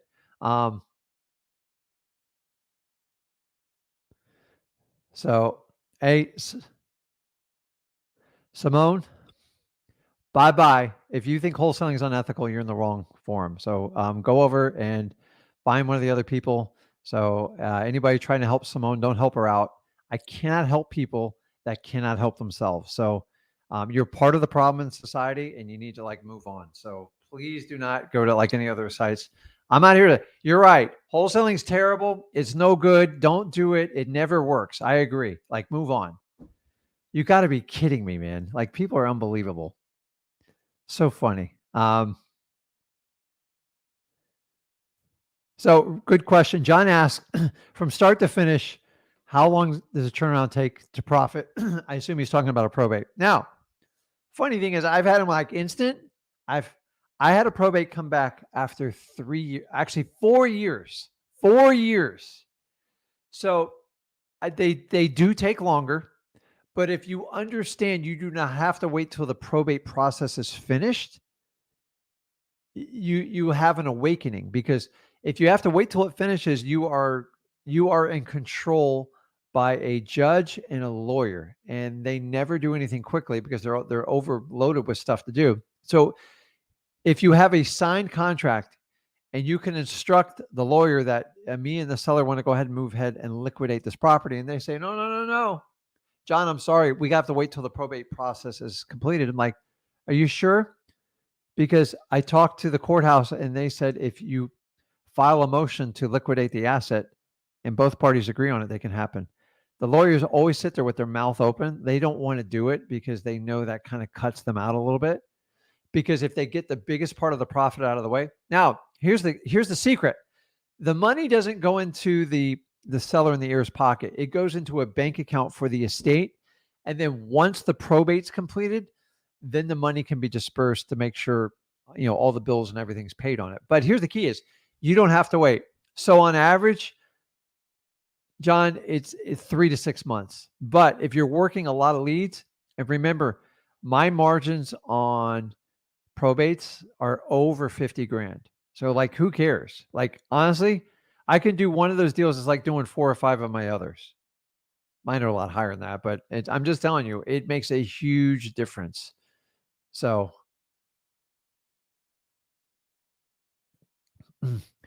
Jason says, I'm looking at probates in my county. A probate was opened on 2/11, but the house was listed on the market on 2/24. That must be, they're allowed to sold before the probate.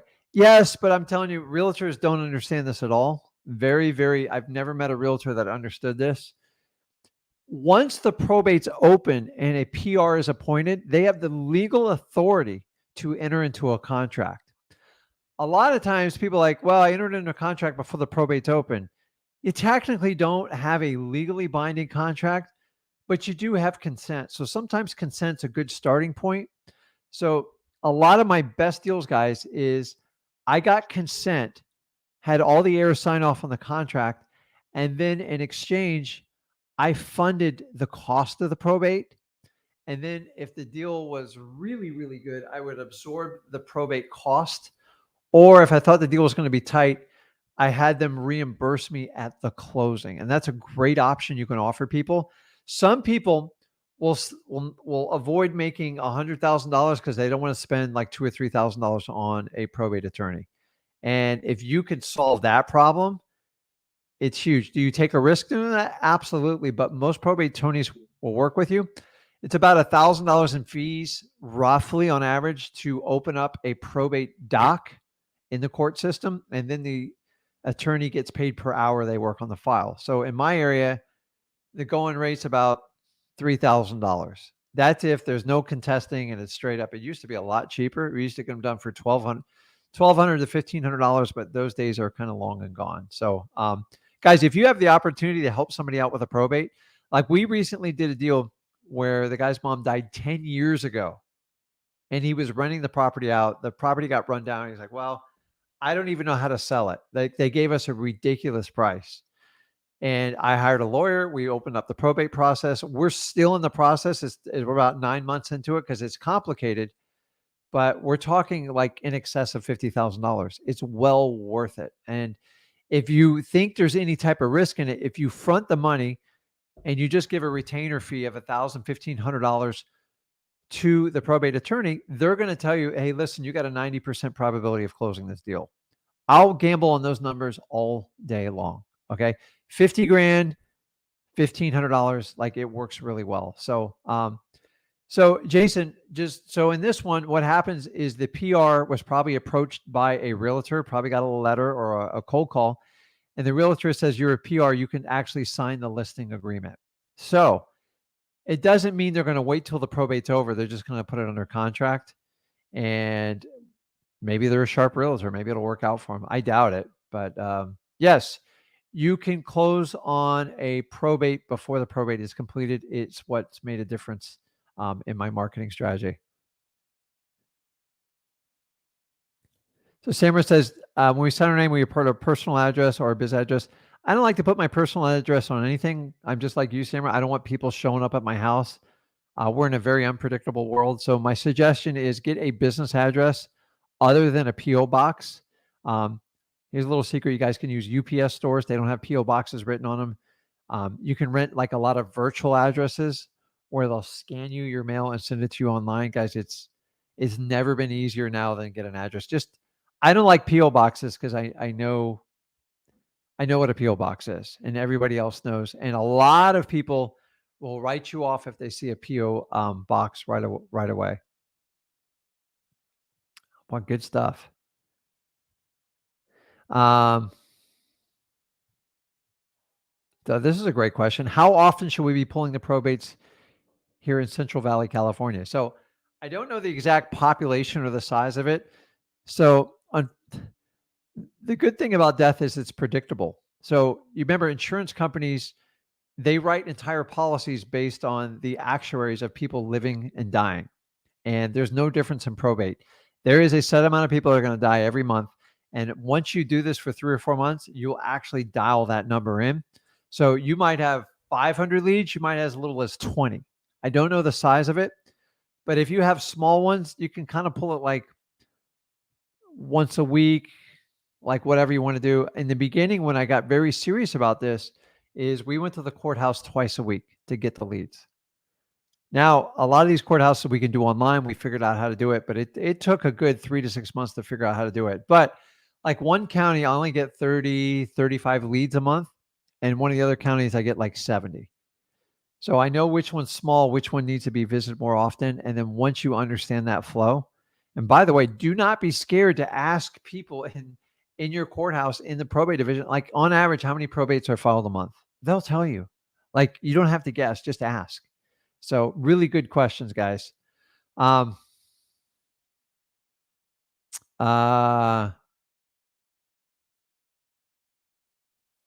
Michelle says, do you recommend mailing letters and the pre-probates and PropStream pulled list from the county? I do. Like, Michelle, I'm going to be honest with you. Sometimes we just don't have the time to do some of the detailed marketing plans. Maybe you have a full-time job and you want to scrape probates. The pre-probate is a good option for that because it's a huge time saver, because you don't have to get overly complicated with it. So if you actually pull the probate list from your county, you'll be much more targeted and much more precise, but it's going to be a lot more work. So if you're just starting out, just pull the pre-probates. I would skip trace them and go ahead and call them and just mail them a letter. And that's a great strategy. I don't know that you'd have to do that every month if you did it that way, because you've got to see how often that list changes, but it's not a huge list. You'll see it. So, okay. Ryan says, Rick Ginn is the GOAT. I didn't, for the longest time, I didn't realize GOAT stand for like greatest of all time. I'm like, if you hear the word GOAT, like, am I really a GOAT? But I appreciate it. I get it. Thanks, Ryan.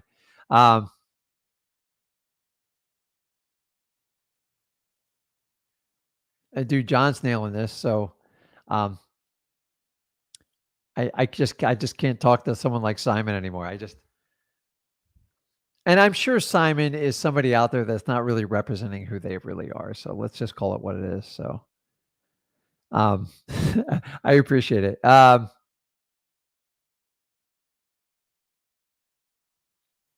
So I'm seeing a question on Facebook here. It says, Rick, I live in California. Congrats. Do you have to be a realtor to wholesale? Absolutely not. Have you made any wholesale in California? So I have done them before, but they're all through like JVs.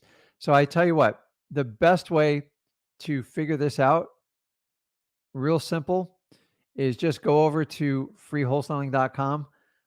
We explain everything in grave detail, much longer than this 2-hour live stream is going to be. And I think you'll get a lot of benefit from that. So go over there and do that. And I think that will help you out.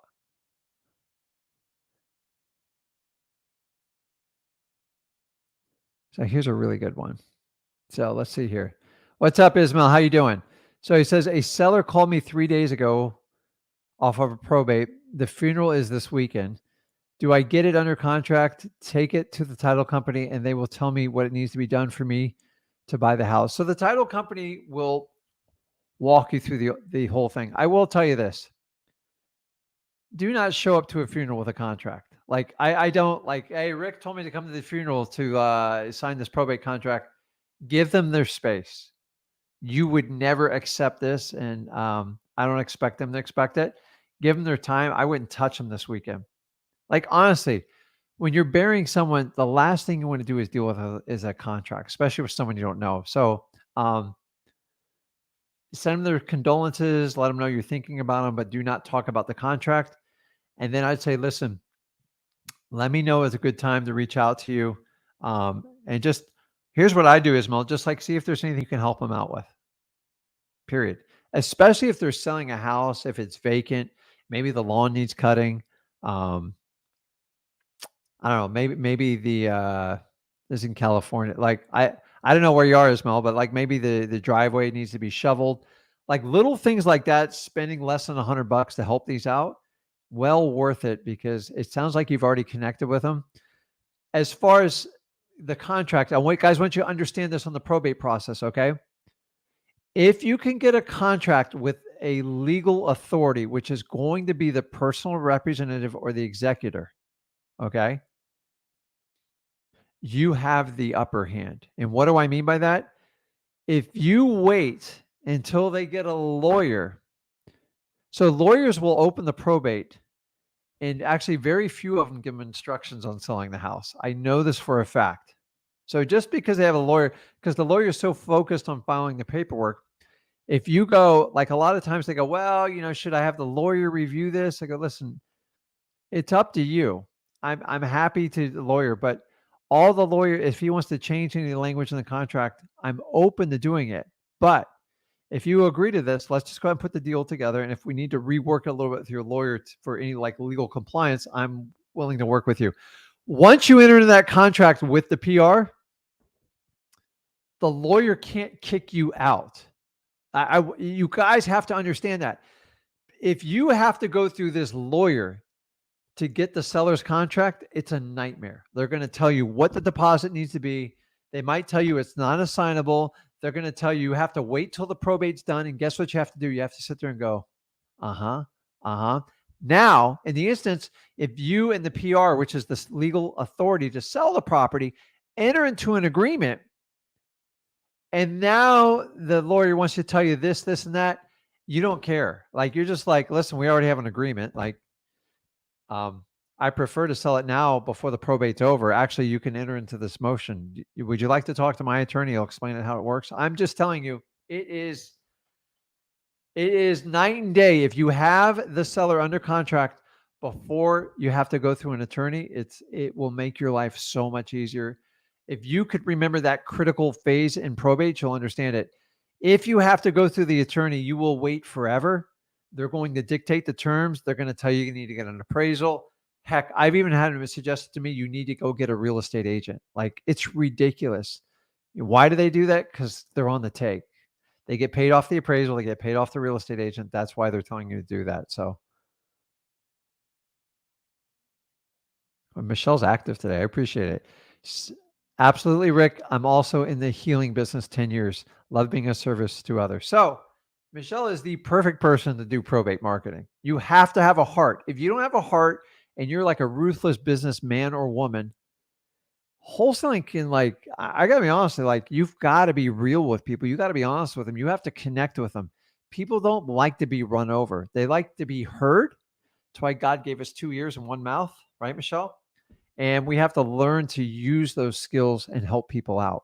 Remember, I tell everybody in here, God gave you a unique ability. It's why you are who you are. It's why Rick is who he is, Michelle who is his, Efron, Ismail, Todd, John, Ryan, everybody. You were all made differently. You're not made to be me. I'm not made to be Michelle or anyone else. But you need to find out what your skill set is. If you don't know what your best skill set is, ask your family. They know it. Especially ask kids. They'll tell you right up front, and run with it. I'm telling you, don't try to be somebody else. Have you ever seen someone where they try to, like, oh, man, I really love that guy. So they start dressing like them. They start using the same words as them. They'll even wear a hat or a jacket.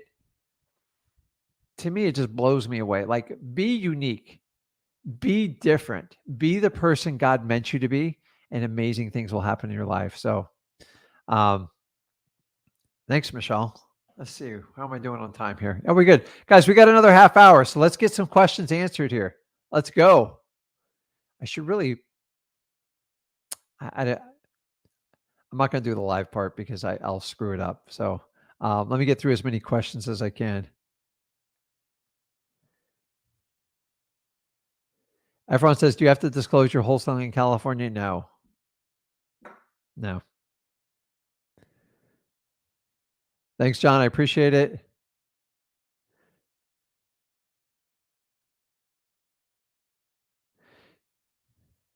Angela asks, is an affidavit filed in the courthouse a probate, or, well, since I notice affidavits desks do come up. It's different for each state and each county. The affidavits to fill out, let everybody announce to the world that person's passed away. And if they have financial matters, they need to wrap them up. So some states do affidavits, but I'm not a lawyer, so I can't answer that for you. So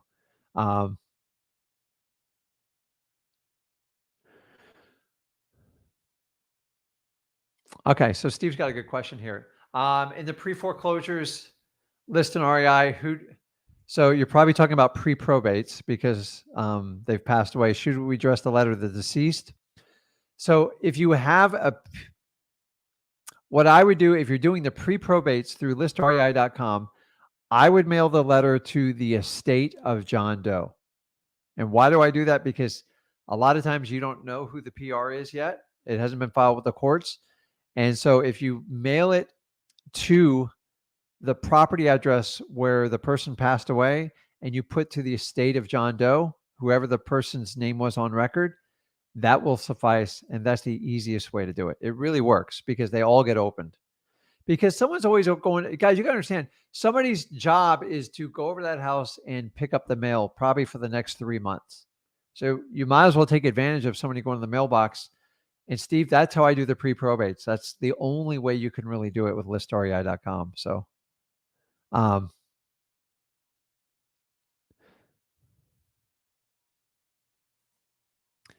so Chaz says, hey, Rick, I have a pre-probate list from December that I sat on because I felt like I wasn't ready. Dude, now you're ready. So just go back and watch this video. Is it too late to call them 3 or 4 months later? Listen, if you've already skip traced the list, go for it. If you haven't, I would probably just start with a new fresh list and get out ahead of the curve. That's my recommendation to you. Just get started, guys. It's not overly complicated. If you understand, you just have to find a way to engage your prospects, because that's the challenge, because anybody can write a letter. Anybody can write a letter. I find most people go on and on with their letters. They over-explain their stuff and they leave no call to action other than a phone number. And there's no intrigue in that. If you tell me how I can sell this property quickly before the probate's done, I want to talk to you. And that's why people call our company, period. By the way, we make it personal. We don't make it a business, even though I own a business. The personal touch way outperforms the business, hands down, without a doubt. Let's see here. I have tons of questions. The selling property before the... So Connor, like, I have to do general statements because every state's a little bit different. For the most part in the United States, you can sell a property before the probate is completed. Ask me how I know this. I've done hundreds and hundreds of them. A lot throughout the entire country. I'm just telling you, this thing, I'll challenge any lawyer that says you have to wait till it's done. Now, there might be a state or two where there's an exception. I'm telling you, that's the exception. The rule is, in most counties in each state, you can file a motion through the courts to liquidate the asset. The benefit for doing that is the estate does not have to bleed keeping this house up and running. This is particularly true on very, very expensive estates. Okay. Those are much more formalized probates. And so the law left leniency in there to help people out if they choose to get rid of the asset. They have a good buyer. Why wait? Like, why wait? So I don't, for the most parts, most of the states will comply with that. I know there's a couple of strange, quirky ones. I don't know them offhand, but it's up to you guys to do the research in your state. So, see, Steve loves the McDonald's fries, dude. Like, those things, I don't want to say that. I mean, they're like, you just can't eat one. So are you like me, like when you ever got the bag, like say you're just dying of hunger and you get it, like, okay, I'm just going to bite the bullet. And I don't know about you, but if I get fries and like I got them for like my wife, or like sometimes Zach won't even touch that stuff. I do. But I tend to eat the whole bag of fries before I get home. And then I start eating like from my wife or my daughters once, and then I get in trouble. Like, where's all the fries? I'm like, sorry, dude. You know how I get with those fries. So,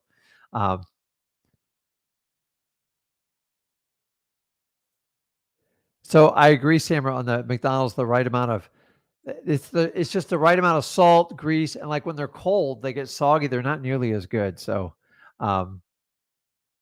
it's just funny. I know I'm behind in the comments. I'm working my way down, guys. So Todd says, I think another way to look at probates is the process of clearing the estate of valuable assets. So let me give you a little tip on this, because I got a lot of experience in it. I'm going to forewarn you, okay? It's so easy to get distracted in real estate. Let me explain to you. I've bought so many cars, so many boats, so many clocks, so many pieces of artwork on all the property I get. And I will tell you, it's all sitting in a warehouse somewhere. And I'll probably never use any of it like I thought I was going to do it. The stuff never worked out the way I thought it was going to get it. It wound up being a huge project and a distraction. I'm here to tell you, the money's always going to be in the real estate probate. The items in the house, move on. Because I'm telling you, we've done estate sales and stuff like that. It just creates problems. Okay. I've had people steal from me in estate sales. I've had unethical estate companies come in, and then I had to write a check. Check this out once. I used to offer an estate service with it. I don't do it anymore because it's too much work. It's a lot of work to get out and sell. And to me, the only way I'll sell stuff, if you're going to sell stuff within the house, a lot of times they sell us all the stuff in the house. I have one person come through and buy everything in one chunk. I just don't have time to go through that garage sale thing or like a Saturday estate sale. It's a nightmare. I left once an estate company to sell a house in a very prominent neighborhood in Stewart. And they did it, but guess what? They sold the hurricane shutters for scrap metal. Okay. I already had the house under contract. It was ready to sell. I had to write a check for $6,000 and they sold it for $100 in scrap metal.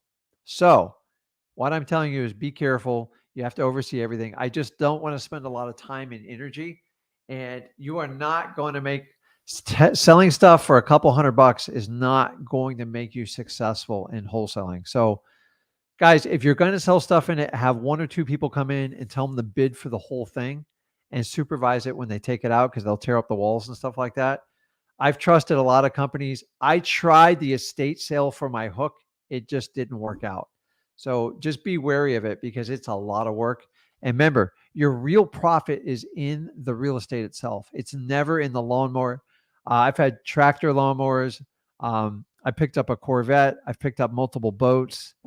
And I wasted my time, money, and energy, and I could have been done more productive tasks. So always concentrate on the real estate. Do not let the little side stuff distract you because it will. So my son once, we did a property. This is recently, and it had like an old boat on the side of the house. And I told Zach, just ignore it. So this is a deal he was helping out our acquisitions person in. So he goes, so I know a lot about boats. I said, listen, it's a piece of junk. Just like forget about it. I wouldn't even bother even trying to sell it. He goes, no. I got a guy who goes to buy it. So the guy gave him $1,500 cash. Okay. Zach wound up tying up his whole day, had to use his truck to help pull this thing out. Of course, the axle snaps, the tires go flat. And now the thing's stuck halfway across the driveway. It's like an 8,000-pound boat. And it was a disaster. And we had to give money back to get like a tow truck to haul it out of there. I'm just telling you, sometimes you create more problems when you think you're helping. And I always try to focus on the real estate because anytime I do the other stuff, it distracts me. So, but you can try it out.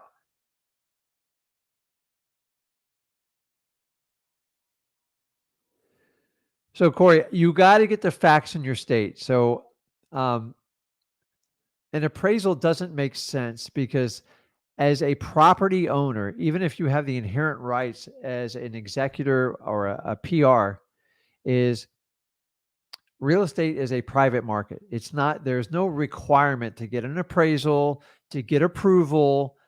The only thing probate mandates is that a judge signs off that the right person's in authority to liquidate the asset.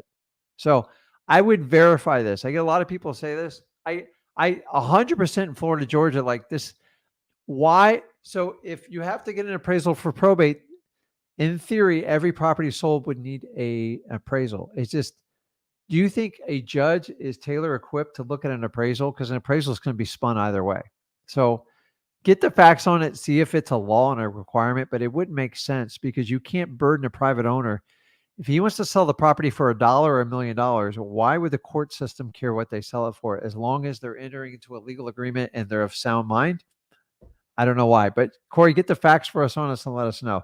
Or if anybody knows on Tennessee if that's a requirement, I was told in Florida that's a requirement. It's hands down not. It's ridiculous. So the court's purpose is to make sure they have valid people representing the estate. That's their purpose. They don't want fraud. The price, it's all negotiable. Most sellers, let's face it, they don't give the properties away, but a lot of these properties need help. And so if they go, okay, well, that property should be worth $300,000, but you're selling it for $150,000. Why? We need to get an appraisal on it. Mike, Well, the property's been vacant for 2 years. The windows are busted in and the pipes are leaking in the wall. So if you want me to pay market price, then the estate needs to go and fix it up, and you create that controversy. So find out. I would love to hear, Corey. Let's get the facts. No, Todd, you don't have to wait till the end. This is how I make a living in probates. That's why I do so well. Everybody waits. I don't wait.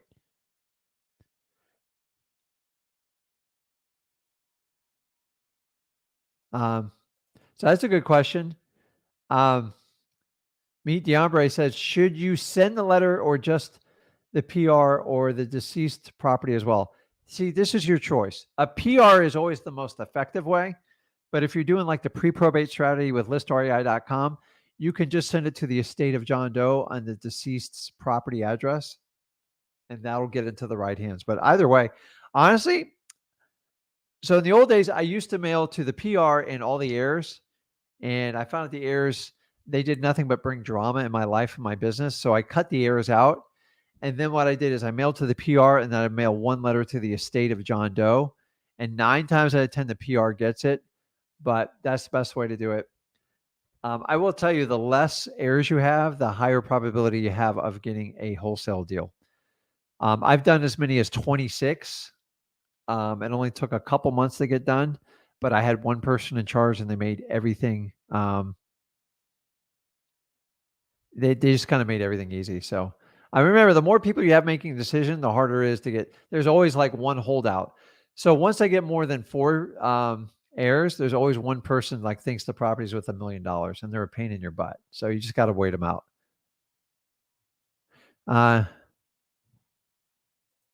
What's up, Dwayne? He says, thanks for keeping it real yesterday. Gonna force myself to cold call even though I hate it. Laugh out loud. Dwayne, your choice. You got options, so figure it out.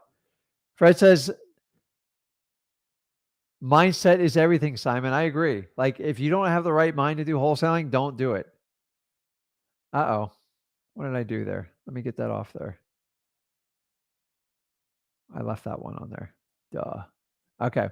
So mindset's everything. If I'm not here to change your mind. If you can't, like, go, like, there's plenty of places you can go and complain. We're not doing it here. We're just going to try to solve problems. William says, my first appointment is tomorrow. So excited. So William, let me know if you got any questions. I'm rolling through the comments. I'm getting to the end. So if you need some help or anybody can give some suggestions, that would be great.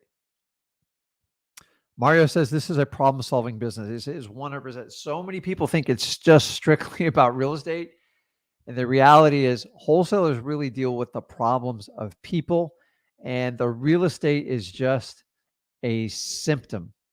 So when somebody stops paying on their mortgage or the house starts to fall apart, it's because other things are going on in their life, and a lot of times they need help. Are there bad wholesalers out there? Absolutely. I can't control them. You can't control them. I can't control like people's mind, like Simon. She says it's unethical and she can't get it. And she's right. Like, she's never going to get it done. She's been doing it a long time in this current market. She's doing something like really wrong. And if you guys have a broken mind, before you do wholesaling, you have to get your mind right. You have to understand life happens for you, not to you. And the minute you recognize that, you are the creator of your own life. You don't let TVs, your parents, everybody else program everything you do in life. Other than that, you're just a soldier. Okay. And there's plenty of countries where people don't even have the options we have here. So the fact you're in the United States and you have the ability to choose whatever you want to do, it's like, that's a miracle in itself. The fact you woke up this morning is beyond a miracle, and you shouldn't take it for granted. I know I don't, and you shouldn't either. So have fun with what you're doing. Help people out. And if you want to help people out, this is the perfect business to be in. So, okay, let me get caught up here.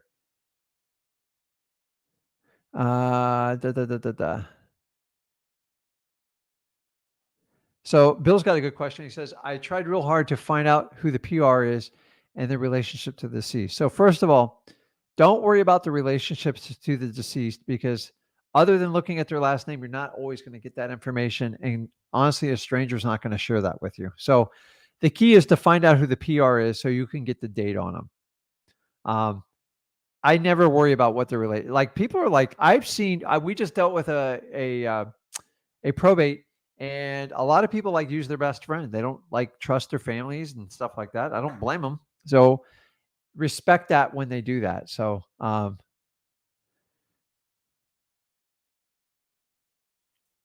Corey got a good question. He goes, do you get better contact rates in mailing the estate of the deceased address or locating the mail of the PR directly at the address? The PR is really the best way to go because you know it's getting the right person. But I find 90% of the time the PR is the person going by and collecting the mail at that address. So every now and then we can't find the PR. The PR is not responding to us. When we do the estate of like John Doe, they always respond to us. So you can do a two-prong approach. It doesn't matter. The PR is the better of the two. Figure it out. Michelle says, do we send all three of the same letter, or is the letter to it? So this is where you want to get creative. Great question, Michelle. So I would love to have you 3 different forms, 3 different formats of your letter. That's why I'm only giving you one. I gave you the 5 components of creating a probate letter. And then so you can make them like kind of a time sequence. So the first one's an introduction. The other ones, I would call it kind of your follow-up letter. And the third one's like, I wouldn't say, did I upset you? Like we use, like I love using creative, like it doesn't work in probate. Hey, just to remind you, I'm patient. I understand you're going through a process. And the event you do decide to sell this property, I would love to talk to you personally. I'll answer my phone live. And by the way, to let you know, you don't have to wait till you can cut through the red tape of the probate process and sell the property prior to the probate being completed. Give me a call. I'm happy to explain this to you. Here's my personal cell phone number. And so an intro, a follow-up, and just kind of a final letter, just like that, Michelle. The reason I didn't give you all 3 letters, because I want you to have variety and I want you to understand this. And I'd rather teach you guys how to fish or shoot that hoop than me do it forever for you. So I know this is a little bit, it's 2 hours of talking about a probate letter, but I promise you, if you master this, you never got to look at it again. And you'll understand. And Michelle, you'll know how to adapt your letters based on the feedback you get from your sellers in probate. So great question.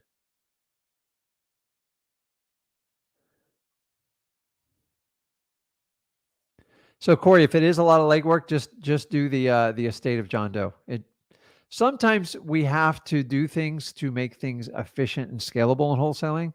So if it's that much energy in your market, instead of making it a massive job or hiring someone for it, just remember I talked to you about the static print versus the mail merge. Then just do the estate of John Joe, the estate of Jane Doe, Sarah Smith, whatever it is, and you'll be fine. The idea is, remember, is to get an engagement. Okay. Anytime you can use someone's personal name, it helps. Like people, let's face it, when they call your name, you turn it around and snap it around. So, okay, guys. So the Hurricanes are playing tonight at 10 o'clock Eastern time. So root me on, man. I love basketball. And if my team can be in it, you understand Miami's not like considered a basketball town. So it's kind of funny. So I got money in the pool. So I really need them to win tonight.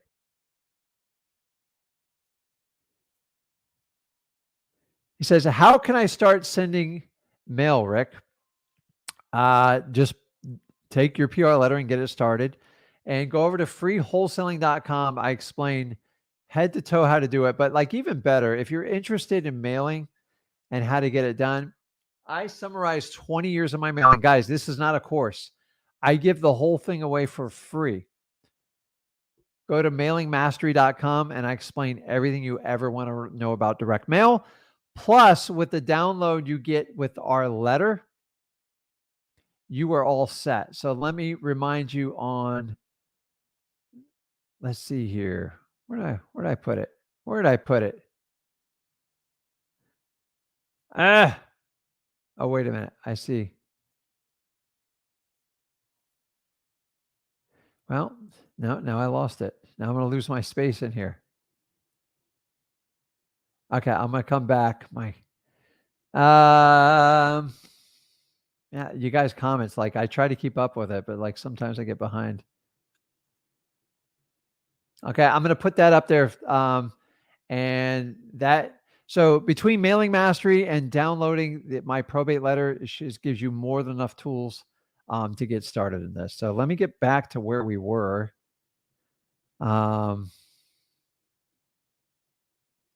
Okay, we're getting caught up here.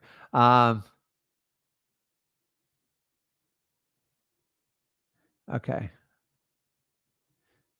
Let's see. Sammer says, when addressing the envelope, where do you put the estate of? So instead of mailing the letter to Rick Ginn, you're going to put to the estate of Rick Ginn. So that basically implies who's ever responsible for Rick Ginn's affairs, this letter is meant for you. So so that would be the same as putting someone's name in there. You just put the estate of in front of it. That's it. So Sam says, like, hey, Rick, what do I do if the clerk of court asks why you want the probate list? Number one, it's public record. Number two, you're a taxpayer in your county and you pay to fund the probate department. Okay. Even though they tell you it's funded by probate fees, but you still have to pay for the court system. Say, listen, I'm just trying to collect data on people in probate to see if I can help them out with their properties or their estate.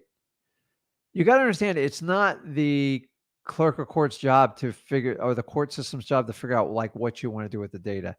That is someone who's kind of like getting personal with you. They're basically asking you, are you going to abuse people on there? So I don't ever want you to lie to someone, Sam, but I wouldn't like scream out you're like a wholesaler, Joan. Listen, I'm just trying to see if there's some people I can reach out and help them out in their situation. I try not to get into details because maybe they hate realtors. They don't know the difference between a wholesaler and a realtor. Like, don't even try to explain it to them because you're going to waste your time. Every now and then they get like you can't have that information. I'm going to guard it. Well, here's the problem: is you don't own the information.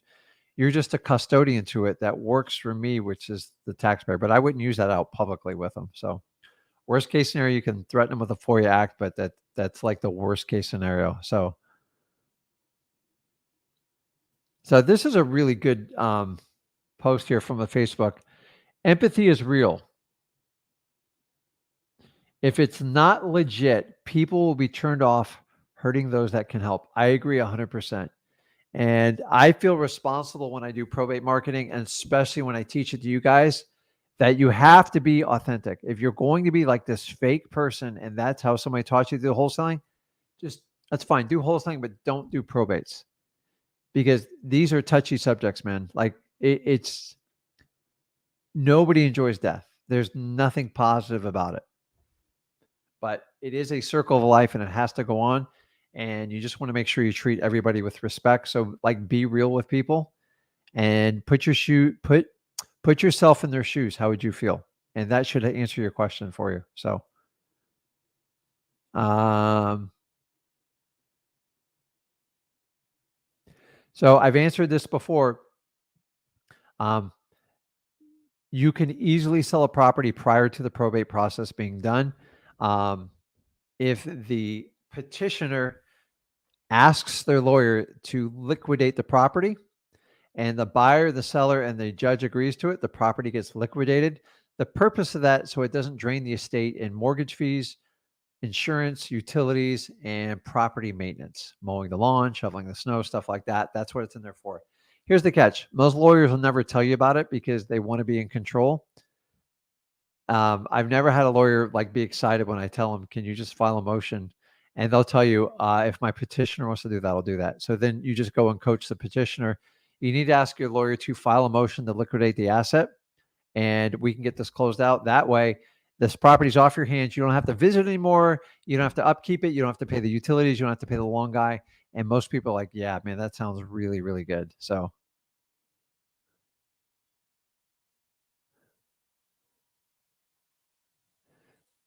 Ryan says on here, it's hard when people get so negative. It's really difficult to continue to turn the other cheek when tons of people will tell you it's not possible if you can't wholesale. So I thought Rick getting some heat today. Rick, appreciate the positivity in this channel, but puts out. Everything you guys do is keep it good, moving forward, good vibes. So I'm not trying to call out Simone, but I'm just telling you, like, if you come on a channel that provides everything for you for free, and I'm here doing masterminds, and you want to waste the people's time by telling them nothing works, once you tell yourself something doesn't work, it's not up to me to tell you you can fix it. Like, if it doesn't work, it doesn't work. That means the way you're thinking and the way you're doing it is wrong. And unless you want to acknowledge it and fix it, you can sit there and just keep complaining. That's the problem with the world, is we constantly keep complaining about stuff. And if you truly want to fix it, you would take heed to the stuff I tell you. You would dive into freewholesaling.com and you would figure this out. I'm telling you guys, if you are new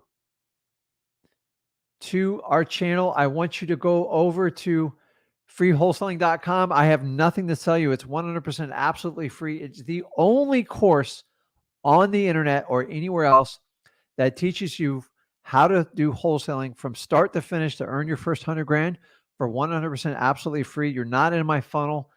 Why do I do this? I do very well wholesaling. I love this business. I've been doing it 20 years, and I want you to be successful. In return, I create a legacy.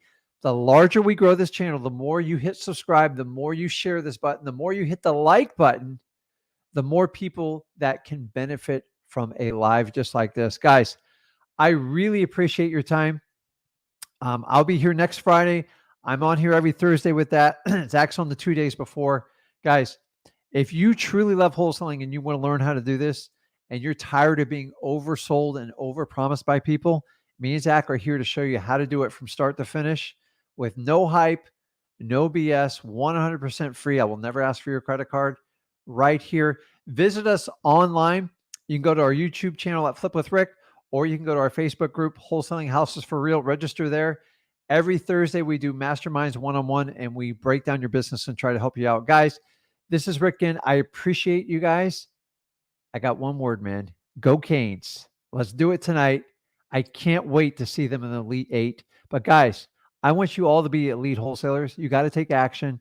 Get your mind right. Get going. I've given you every tool you need to be successful in probate marketing.